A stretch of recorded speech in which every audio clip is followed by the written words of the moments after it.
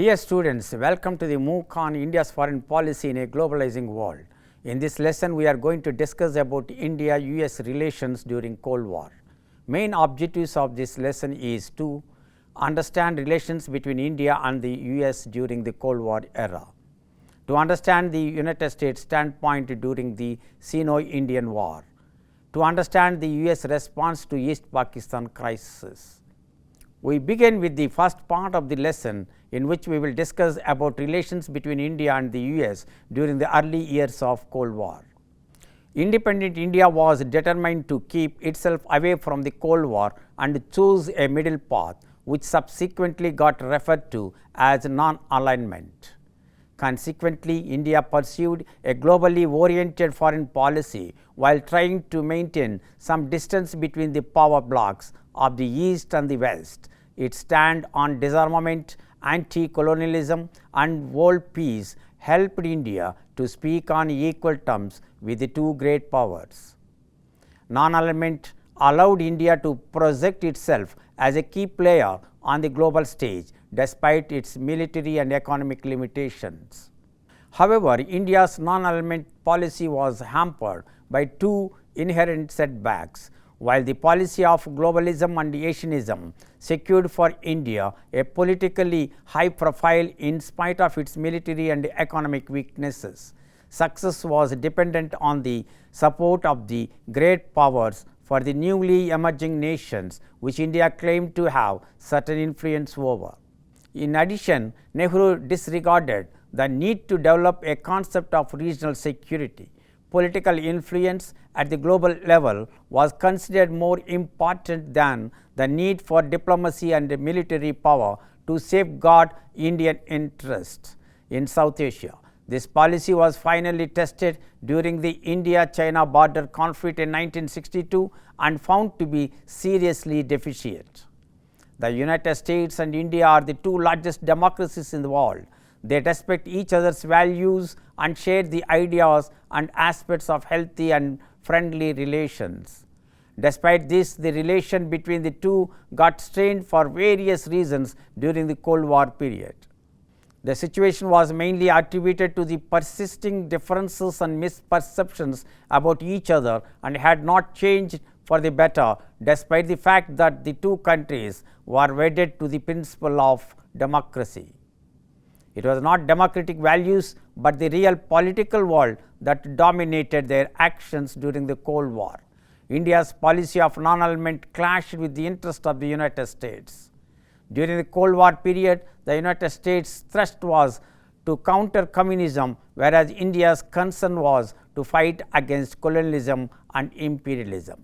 The United States tried to persuade India to enter into a military alliance. However, India wanted to keep the influence of great powers at bay in the region.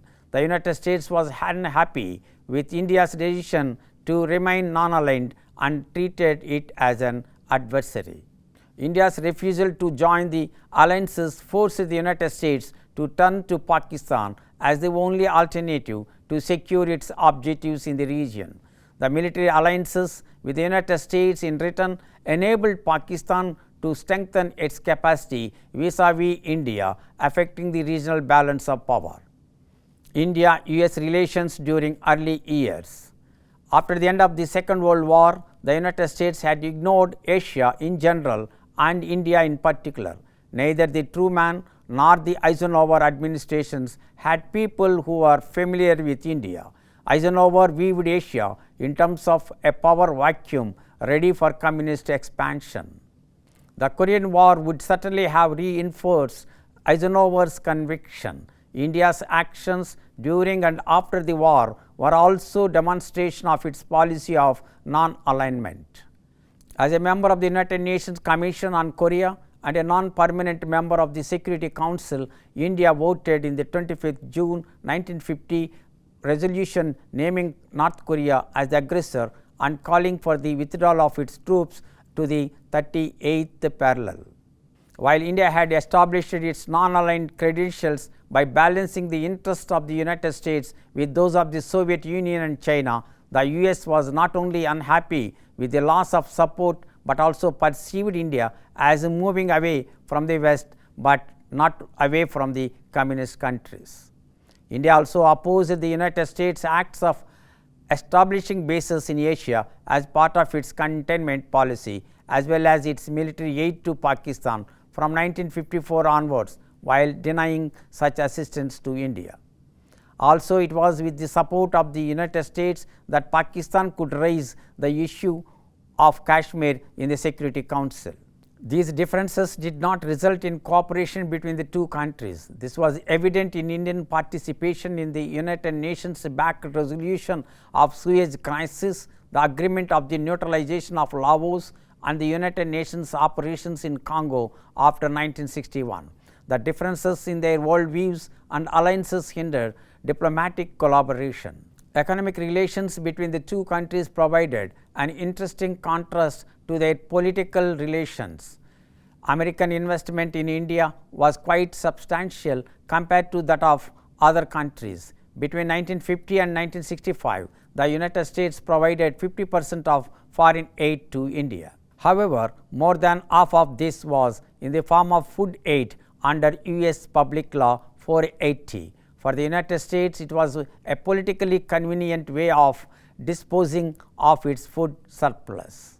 In 1957, the United States established a development loan fund to provide loans to enable India to procure goods from the farmer. It was also on the United States initiative that the World Bank established an Aid India consortium, which provided substantial funds to India's third 5-year plan. An agreement on the construction of nuclear power plants was signed in 1963, beginning with the one at Tarapur near Bombay.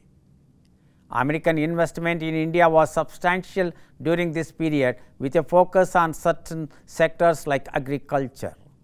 A contentious aspect of economic relations was that, with very few exceptions, the United States declined to invest in or assist Indian heavy industry. This could be perceived as an attempt to prevent India from achieving self-sufficiency in this sector, as well as to ensure a market for the United States products. India turned to the Soviet Union for assistance in the heavy industry and military equipment, leading to a significant shift in its foreign relations.